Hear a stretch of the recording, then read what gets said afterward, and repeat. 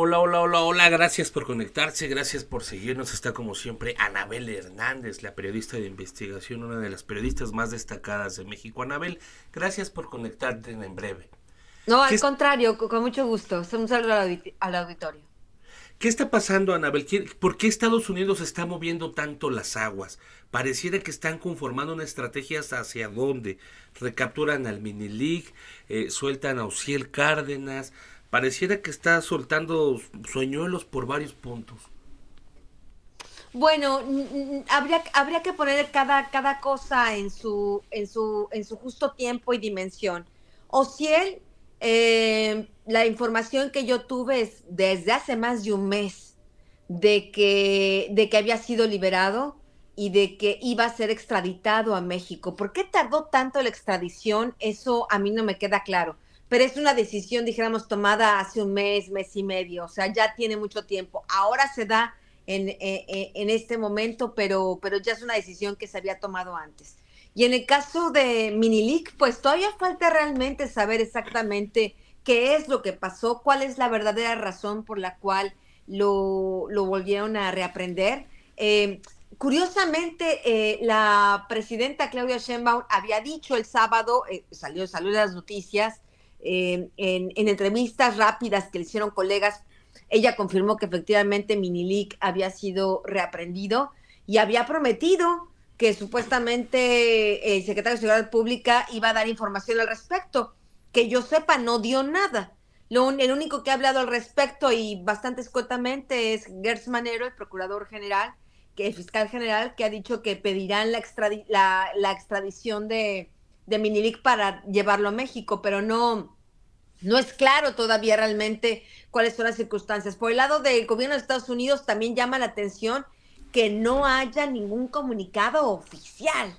Y estamos hablando realmente de una cosa que está muy rara o es claramente escandalosa, porque yo he estado buscando, por ejemplo, en los archivos de las Cortes Federales, incluso en los archivos de la cárcel, del Buró de Prisiones Federales, no aparece nada en torno a Dámaso López Serrano. Sin embargo, lo que te puedo asegurar es que a mí sí, el fin de semana, cuando empezó a ocurrir el rumor el viernes, yo me despierto realmente el sábado, por la diferencia de horarios con México, y comienzo a reportear el tema y a mí me confirmaron oficiales del gobierno de Estados Unidos que sí había sido detenido, pero a ciencia cierta, aunque algunos medios y periodistas dijeron que era por un tema de fentanilo, a ciencia cierta no se sabe cuál es la razón. Evidentemente tuvo que haberse tratado de una violación a una de las más de 10 causales que no podía romper en su contrato, en su acuerdo de libertad condicional. Sí estaba cooperando, ¿no? El Minilic con Estados Unidos. Sí había Absolutamente, estado o sea, cooperando. yo me encontré con él cara a cara el 30 de septiembre, el 1 y 2 de octubre del año pasado. Le hice una larguísima entrevista y estuve con él, dijéramos, en total más de 24 horas hablando sobre sus orígenes en el crimen organizado, sobre cómo entró, sobre qué es lo que vivió, sobre los chapitos, sobre el Chapo, sobre el Mayo, sobre Vicente Zambada Niebla, sobre los hijos del Mayo. No, fue una amplísima entrevista y me consta, por todas esas horas que estuve con él conversando, que me consta, y digo que me consta porque lo vi con mis propios ojos, pues, como él en ocasiones era interrumpido durante la entrevista y le pedía a alguna autoridad del gobierno de Estados Unidos, quienes eran los agentes que lo controlaban, dijéramos que eran los Sus encargados de supervisión, custodios, era ¿no? gente de la DEA, y le pedían estar pues con un pie dentro de lo que estaba pasando en el cártel de Sinaloa, le pedían tener información fresca, él podía tener la capacidad de tener información prácticamente en tiempo real porque aún tenía gente, conocidos, tanto en la facción de los Chapitos como en la facción del Mayo Zambada, y me consta que él sí estaba dando información valiosa en tiempo real, se la pedían, le pedían hacerlo, pues. Anabel, ¿es el Minilic el autor intelectual de la muerte de Javier Valdés Cárdenas, como se menciona, como sugiere Pues la mira, fiscalía? este es un tema que lo han acusado fuertemente en México, incluso hay que decirlo claramente, la propia familia, al menos la esposa, del lado de la esposa y del Griselda, lado sí. del semanario Río 12, como que sí parecían estar convencidos de que la línea de investigación implica a Damaso. Yo te puedo decir, sin querer generar ninguna controversia, porque es un tema, por supuesto, bastante delicado y solo las autoridades podrán dilucidar exactamente qué fue lo que pasó. La otra familia, los hermanos, la madre, o sea, la familia original de donde nace Javier, no pensaban que hubiera sido los Damaso o alguien de esa vertiente, sino pensaban que hubiera sido los Chapitos o que hubiera sido incluso un crimen de Estado, es decir, alguien dentro del gobierno que para quien Javier era incómodo por las investigaciones que estaba haciendo sobre el ejército. Él estaba haciendo un libro sobre las corruptelas del ejército, las conexiones entre altos mandos del ejército con el cártel de Sinaloa. Entonces, yo le pregunté, por supuesto, pues después de tanto tiempo de tener cara a cara a Minilik, sí se lo pregunté antes, mientras estábamos acordando nuestro encuentro, y se lo pregunté durante el encuentro qué es lo que había pasado con Javier Valdés, y él afirma que él no tiene nada que ver. Independientemente de lo que él diga, que imaginemos, no es un crimen que iba a confesar, no seamos ingenuos. Yo investigué por mi parte cuando Damaso empezó a tener estos acuerdos bastante benéficos, ¿no? Allá en Estados Unidos, después de que se entregó, yo sí hablé con agentes del gobierno de Estados Unidos con quien tenía contacto directo y que estaban involucrados en el caso de Damaso, y sí pregunté cómo es posible que el gobierno de Estados Unidos estuviera negociando una baja sentencia con un narcotraficante que había asesinado a un periodista, y de acuerdo a estas personas, a estos funcionarios, ellos afirmaban que no había sido Minili, que ellos tenían la certeza. ¿De qué basaban su certeza? No lo sé, pero eso fue lo que me afirmaron. Mediáticamente es alguien muy importante, muy fuerte, pero en la estructura, en la operación, ¿qué peso tiene realmente el Menelik? ¿Seguía operando, ya no seguía operando? ¿De qué pieza estamos hablando, Anabel? Mira, es muy interesante lo que me preguntas porque yo creo que la importancia de Minilik radica en tres cosas. Número uno, todos los años que él estuvo en la cúpula del cártel de Sinaloa, diría yo, no por méritos propios, sino más bien estaba ahí sentado en la mesa Por de ser los hijo, ¿no? jefes, por que era el hijo de Damaso López Núñez, el licenciado, que era realmente el brazo derecho, o sea, quien operaba la facción del Chapo Guzmán era el padre de Damaso. Digamos que el Chapo ya estaba un poco como viviendo de sus rentas, digamos, por el estilo, ¿no? Él prácticamente ya no operaba tanto, sino mucho de la operación recaía en el licenciado, el papá de Damaso, y es por eso que Damaso Junior podía estar ahí sentado en la mesa, ¿no? Entonces, él estuvo en el cártel, pues estamos hablando desde 2005 a 2017, que es cuando él se entrega a las autoridades del gobierno de Estados Unidos. Estamos hablando pues de 12 años, ¿no? De 12 años importantes en los que él participó en el cártel de Sinaloa, todo lo que vio, todo lo que le consta con sus propios ojos, ¿no? Como la evolución de los chapitos, quiénes son los chapitos, cuál es el perfil psicológico de cada uno, cómo nace el tema del fentanilo, él lo vio con sus propios ojos. Otra cosa importante de Damaso, me parece, es el tema de que era una oportunidad para el gobierno de Estados Unidos de conocer realmente qué tienen en la cabeza y cómo operan las nuevas generaciones de narcotraficantes, porque si tú quieres entender cómo opera el cártel de Sinaloa hoy por hoy, no solo tienes que saber lo que las viejas generaciones como la del Chapo o la del Mayo Zambada, tienes que entender quién es Ismael Zambada Sicairos, tienes que entender quiénes son los Chapitos, quiénes son los Canovio, y alguien que los vio y trató directamente con ellos y que vio cómo fueron emergiendo y tomando poder es justamente Damaso. Anabel, empieza a correr el rumor, lo escuché en compañeros pues, de alto prestigio, de la posibilidad de la muerte del Mencho. ¿Tú tienes información al respecto de esto? No, no tengo información, y creo que si hubiera sucedido, conozco a alguien que tiene, digamos, el termómetro ahí, y creo que me había enterado, pero no conozco nada al respecto.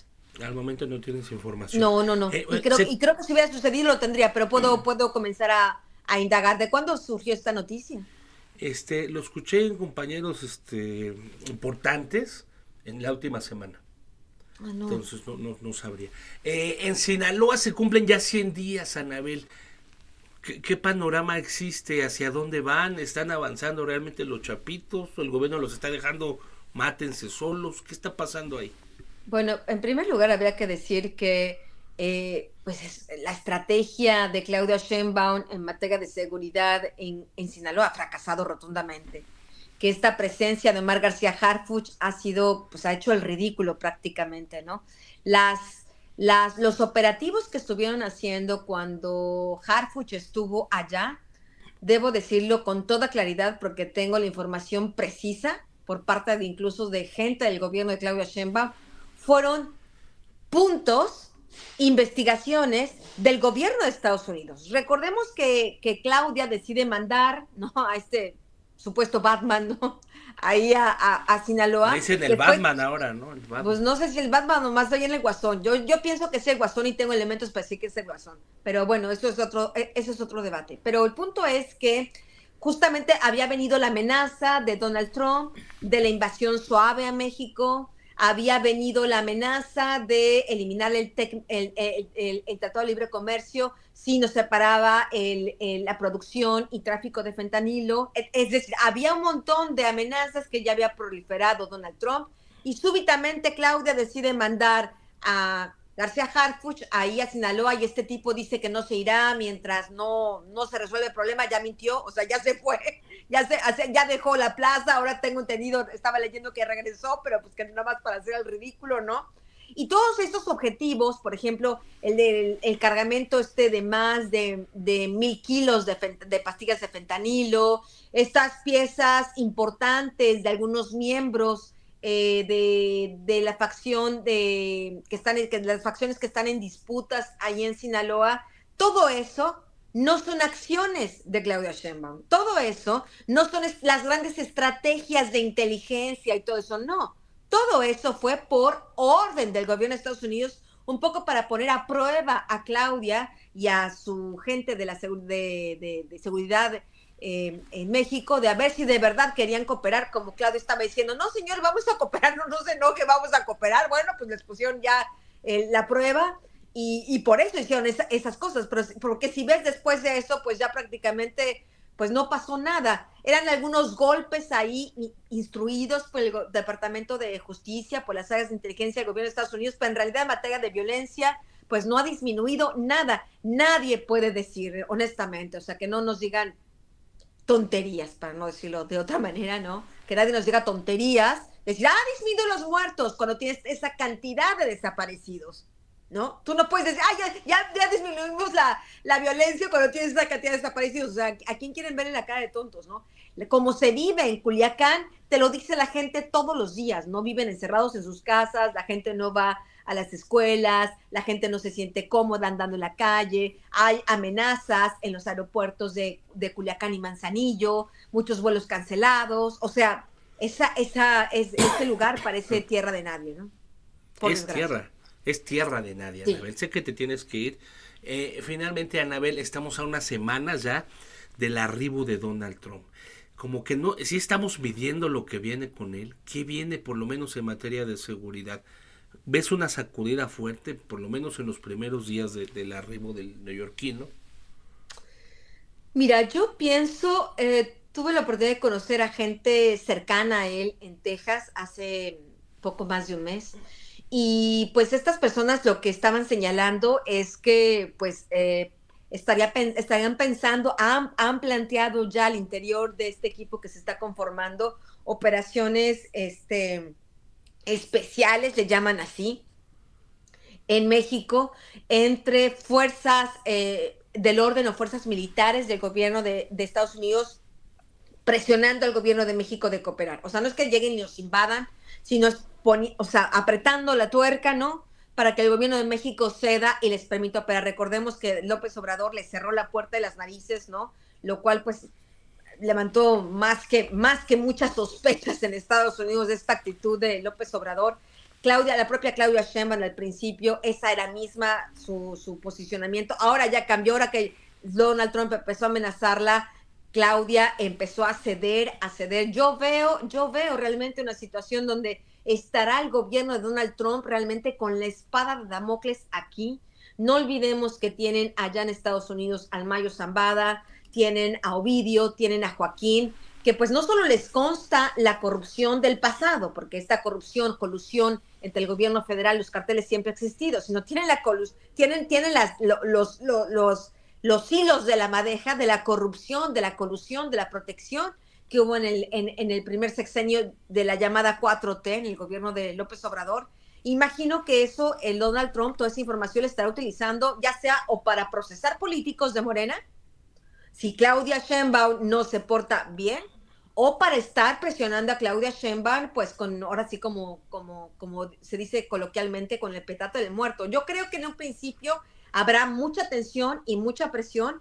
Yo creo que estas operaciones que hubo en Sinaloa durante esos días que estuvo Omar García Harfuch fue una prueba de que Claudia sí está dispuesta a cooperar, de que siente la presión, de que sabe que si le sacan a México del Tratado de Libre Comercio, el gobierno no tendrá, de por sí las finanzas están ya bastante apretadas.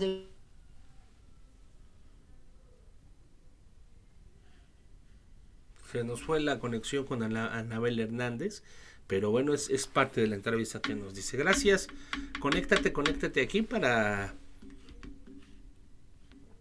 Déjanos un comentario y más adelante vamos a tener otra entrevista con ella. Muchas gracias.